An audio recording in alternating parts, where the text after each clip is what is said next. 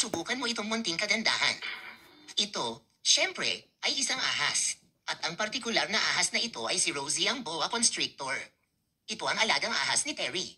Siya ay pinalaki dito sa Australia Zoo bilang aming sariling alagang hayop. Syempre, ang mga ahas ay nabubuhay sa buong mundo. Ang mga ito ay karaniwan dito sa Australia. Maaari kang tumingin sa mga ahas ngunit hindi mo dapat hawakan ang mga ito.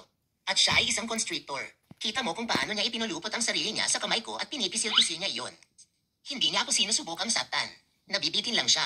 Hindi ba siya kagandahan? Tignan mo ang mahaba at sanga niyang dila na dumidilaan sa ilong ko. Yan ang pang-amoy niya. Dinilaan niya ang hangin. Dinidilaan niya ang ilong ko. At ibinalik nito ang mga particles sa utak niya at iyon ang nagsasabi sa kanya kung ano ang naamoy niya, kung ano ang tinitingnan niya. Tingnan ang kanyang mga mata. Siya ay may napakarilag na mga mata. At siya ay may mga butas ng ilong sa dulo ng kanyang ulo, dito mismo. Ipakita sa amin ang iyong butas ng ilong, Rosie. Nandyan sila, nandyan. Wala ba siyang napakagandang kulay? Isa siyang red-tailed boa constrictor. Makikita mo kung bakit tingnan mo ang pula sa buntot na iyon. At pinipisil-pisil niya ito. Siya ay isang magandang babae. Ito. Siyempre, mayroong isang gininto ang panuntunan tingnan ngunit mas mahusay na huwag hawakan. Oh, ikaw ay isang magandang ahas, Rosie. Ikaw ay isang magandang ahas. Mga ahas! Mga ahas! Mga ahas! Mga ahas! Greg, umalis na tayo dito.